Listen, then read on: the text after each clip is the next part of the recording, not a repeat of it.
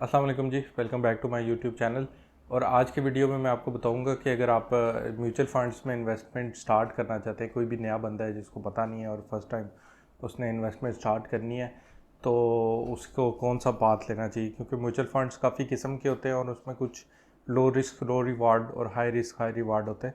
तो low risk लो reward तो obvious तरीका है स्टार्ट करने का, लेकिन बाद में जो हाई रिस्क वाले हैं उनमें भी एक ख़ास तरीके से एंट्री लेने से आपको नुकसान नहीं होता बल्कि ज़्यादा फ़ायदा होता है।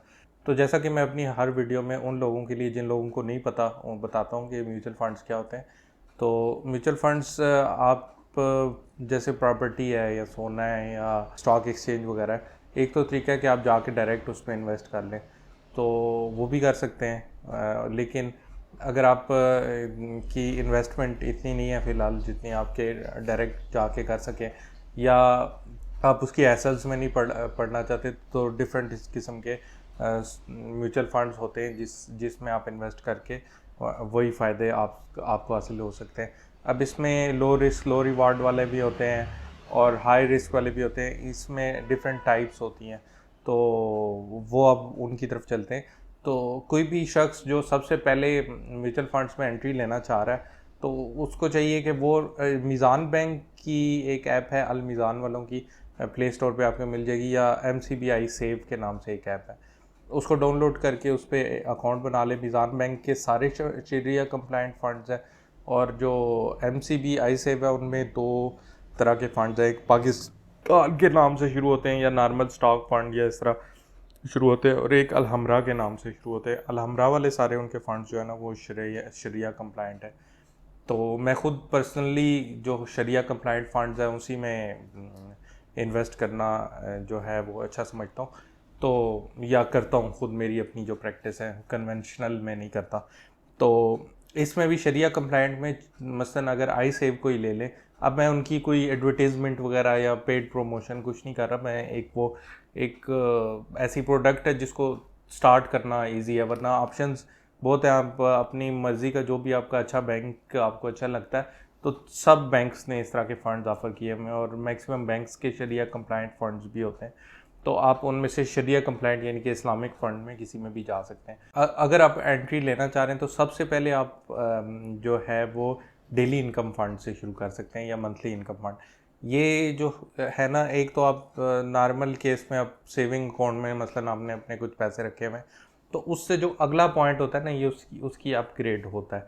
इसमें मिनिमम सा कोई एक्सपोजर होता है स्टॉक एक्सचेंज का, यानी कि आपने और इसी तरह मुख्तलिफ और लोगों ने जितने पैसे दिए हुए होते हैं, तो वो बैंक ने उस पे से बहुत ही छोटा सा पोर्शन जो है वो 20-25% जो है वो स्टॉक एक्सचेंज में रखा होता है, और बाकी मनी मार्केट वगैरह में रखा होता है। मनी मार्केट क्या होती है? जो बैंक आगे कर्जे वगैरह देता है। तो अगर वो इस शरिया कंप्लाइंट फंड है तो फिर वो उस मनी मार्केट में रखेगा या उन कर्ज़ों में उसको डालेगा जो कि इस्लामिक सिस्टम के थ्रू दिए गए हैं। इजारा या मुदारबा या इस तरह के टर्म्स होती हैं, उनकी डिटेल में मैं नहीं जाऊँगा फ़िलहाल। तो उस तरह के जो लोन्स वगैरह होते हैं उसमें आपके पैसे जो हैं वो दिए हुए होते हैं बैंक ने। तो सबसे जो सेफ़ होता है वो ये होता है, सेफ़ इसलिए होता है कि मार्केट डाउन भी जा रही हो तो बाकी साइड से जो मुनाफा आ रहा होता है आपको रोज़ाना की बेस पे, मतलब डेली इनकम फंड में रोज़ाना की बेस पे आपको मुनाफा मिल रहा होता है। इसी तरह मंथली इनकम फंड में भी मंथली के लिहाज से आपको मिल रहा होता है, और वो ऊपर ही जा रहा होता है। अच्छा, इसके अलावा एक और भी ऑप्शन है जो MCBI से है, उसमें आप जब पैसे डलवा लेते हैं डायरेक्टली, तो आप नहीं इन्वेस्ट कर सकते जो मनी मार्केट फ़ंड है, लेकिन अगर किसी भी डेली इनकम फंड या किसी और फंड में जब आप डाल लेते हैं तो वहाँ से कन्वर्ट करवा के आप मनी मार्केट फ़ंड में भी, प्योर मनी मार्केट फ़ंड में चले जाते हैं। उस वक्त फिर अगर आपकी स्टॉक एक्सचेंज मतलब नीचे जा रही है तो उसका बिल्कुल भी उस पर असर नहीं होगा।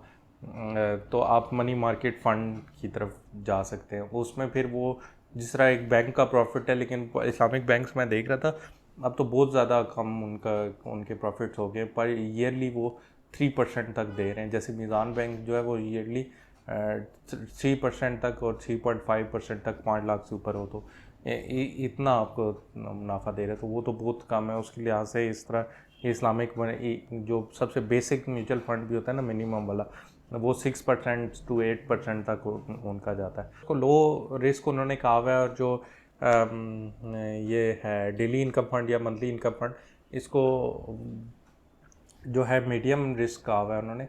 लेकिन वो असल में मीडियम रिस्क इतना कुछ है नहीं, क्योंकि वो स्टॉक एक्सचेंज का बहुत कम उसमें एक्सपोजर है। तो आपको कोई टेंशन की ज़रूरत नहीं है, आप आराम से उसमें पैसे रख सकते हैं। जब तक बैंक्स चल रहे हैं वो उस फंड को कुछ नहीं होगा, या आपके नेगेटिव में बहुत कम चांस है कि जाए। अच्छा, इससे फिर अपग्रेड होता है बैलेंस्ड फंड। बैलेंस्ड फंड में क्या करते हैं, वो थोड़े से पैसे ना मुख्तलिफ इंडस्ट्रीज़ में डाल देते हैं। मसलन 30 to 35-40% तक, या उससे थोड़ा सा ऊपर वो स्टॉक एक्सचेंज में डाल सकते हैं, कुछ प्रॉपर्टी में डाल देते हैं, कुछ इसी तरह मनी मार्केट में डाल सकते हैं। तो इस तरह के फंड्स जो होते हैं वो बैलेंस्ड फंड होते हैं। वो भी ये सब सारे बैंक्स देते हैं, जैसे HBL, UBL वगैरह की जो ये इन्वेस्टमेंट है। तो बैलेंस्ड फंड जो हैं जहाँ पे भी आपको मिले, तो उसका ये मतलब होता है कि वो बैलेंस करके डालते हैं। अब उस केस में अगर इकॉनमी नीचे की तरफ जा रही है, स्पेशली स्टॉक एक्सचेंज जिन दिनों नीचे की तरफ जा रही होती है, तो थोड़ा सा आपका बैलेंस, आपका मुनाफा रहेगा। मसलन अगर जो है बाकी तरफ से आपको फ़ायदा हो रहा है, लेकिन उधर से उधर जा रहे हैं पैसे, तो थोड़ा सा ना नेगेटिव में रहेगा। अब इस केस में अगर आपने लॉन्ग टर्म में थोड़ा सा इन्वेस्ट करना है, मसलन मिनिमम 2 से 5 साल के लिए, तो मिनिमम 2 साल और उससे ज़्यादा के लिए, तो फिर आप जाएं बैलेंस फंड की तरफ।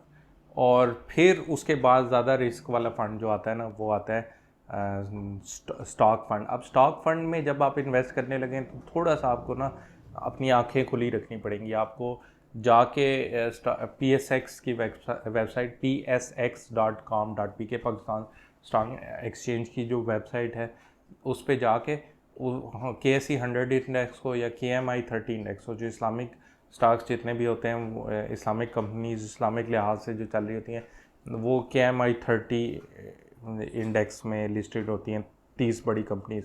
तो अगर आप इस्लामिक स्टॉक फंड ले रहे हैं, तो वो उन्हीं कंपनीज में इन्वेस्ट कर रहा था। तो आप उस केस में KMI 30 इंडेक्स या फिर KSE 100 इंडेक्स को भी देख सकते हैं। दोनों तकरीबन सारे इंडेक्स एक्सचेंज के तकरीबन एक ही फ्लो होता है। अगर वो जिस दिन नीचे जाता है, तो सारा कुछ नीचे ही जा रहा होता है।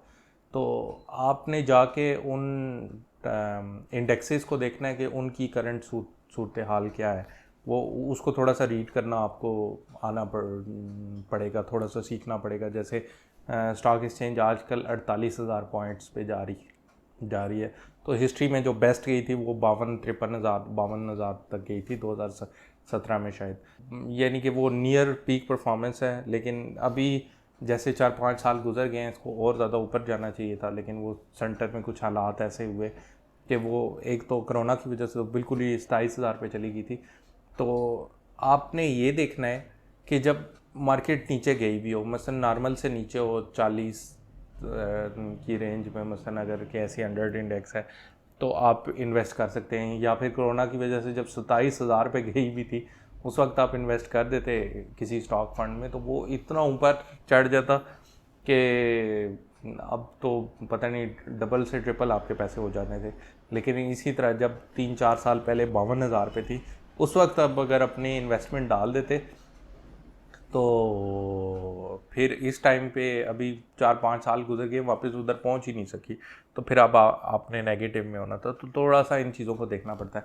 तो इसको बैलेंस आउट करने के लिए आप ये कर सकते हैं कि जब आप स्टॉक एक्सचेंज में पैसे डाल रहे हैं, और अगर आप नहीं एक्टिवली देखना चाहते कि अभी मार्केट कहाँ पे है, ऊपर है नीचे है, तो फिर आप उसको एवरेज आउट करने के लिए आप एक अमाउंट रख लें, मसलन 10,000, 50,000 अपनी सेविंग्स के लिहाज से। ज़ाहिर है हर एक का अलग होता है कि वो कितना सेव कर सकता है पर मंथ। तो 10,000, 50,000, 10 लाख जितने भी आप महीने के डाल सकते हैं। और अगर मतलब आप सैलरीड हैं, तो ज़ाहिर है फिर आप 10-15 जितना भी, जहाँ से स्टार्ट होगा आपकी जितनी भी सेविंग होगी, तो वो आप मंथली जो हैं वो स्टॉक एक्सचेंज में, स्टॉक फंड में किसी में डालना शुरू कर सकते हैं। और वो फिर आप चाहे मार्केट नीचे हो या ऊपर हो, आपने हर मंथ वो डाले जाने। तो मसलन अगर जब मार्केट 33,000 पॉइंट्स पे थी, तो 10,000 डाले आपने, वो ऊपर गई तो वो काफ़ी बढ़ गया। इसी तरह जब बहुत ऊपर थी तो आपने 10,000 डाले, वो अगर थोड़ी सी नीचे भी आएगी, तो अगर वो कम होंगे, तो इधर से जो 33,000 पे डाले थे वो एक दूसरे को कवर आउट कर देंगे। तो ओवरऑल जब मार्केट टाइम गुजरता जाता है तो शेयर्स की प्राइसेस ऊपर ही जाती हैं, तो ओवरऑल फ्यूचर में आपको फ़ायदा होगा। लेकिन स्टॉक फंड में इन्वेस्ट करने का एक बेसिक असूल है कि आपने 4 से 5 साल के लिए मिनिमम करना है। अच्छा, इसके बाद फिर जो है ना, ये तो हो गए म्यूचुअल फंड्स वगैरह, इसके बाद फिर आते हैं क्या कहते हैं, स्टॉक एक्सचेंज वगैरह। तो उसके बारे में भी मैं वीडियोस अब आगे बनानी शुरू करूँगा, तो आप जो है इस चैनल को सब्सक्राइब कर लें। तो वो इससे अगला एडवांस स्टेप है। अगर आपको मतलब फ़िलहाल इतना ये म्यूचुअल फंड्स का और ये वो नहीं पता, तो पहले बेहतर है आप ज़रा थोड़ा सा जो है ना ये स्टॉक एक्सचेंज को थोड़ा सा गौर से देखें, कुछ ऐसा देखें किस तरह चलती है और क्या इंडेक्स वगैरह क्या होते हैं, और फिर उसकी तरफ आप आएँ। फ़िलहाल आप म्यूचुअल फंड्स वगैरह से काम चलाएं। लेकिन अगर इतना आपको फाइनेंशियल लिहाज से कुछ पता है, स्टॉक एक्सचेंज वगैरह कैसे चलती है, शेयर्स क्या होते हैं, ये वो, तो वो फिर आप अगले नेक्स्ट स्टेप पे जा सकते हैं कि आप खुद जाके एक ब्रोकरेज अकाउंट बनवाएं और फिर आप स्टॉक एक्सचेंज में इन्वेस्ट करें। इस वीडियो का फोकस जो था वो म्यूचुअल फंड्स था। तो अगर आप और मेरे वीडियोस म्यूचुअल फंड्स के बारे में, स्टॉक एक्सचेंज के बारे में या इसी तरह पर्सनल फाइनेंस के बारे में और वीडियोस देखना चाहते हैं तो इस चैनल को सब्सक्राइब कर लें। मैंने और अच्छा, इसके अलावा जो जितनी भी टाइप्स मैंने काफ़ी म्यूचुअल फंड्स की जो है इस वीडियो में मैंने मेंशन की है, तो उस तरह की मेरी पता नहीं है और 6 से 8 वीडियोस म्यूचुअल फंड्स के बारे में बनी हुई है। उन सब के लिंक्स भी मैं नीचे डिस्क्रिप्शन में जाके देख लूँगा, तो ईच टाइप को आप डिटेल में जाके उसकी अपनी वीडियो देख सकते हैं और सारी वो डिटेल्स उसमें दी हुई हैं। इसी तरह म्यूचुअल फंड्स को फिर मैंने जो नेशनल सेविंग्स की मेरे ख्याल स्कीम्स है और इसके अलावा जो बैंक अकाउंट्स वगैरह होते हैं उनसे भी कंपेयर किया हुआ है, वो भी देख लें। और भी इस तरह की इंफॉर्मेशन मैं आपके लिए लेके आता रहूँगा। इस चैनल को सब्सक्राइब करें और see you in the next video. Thanks for watching.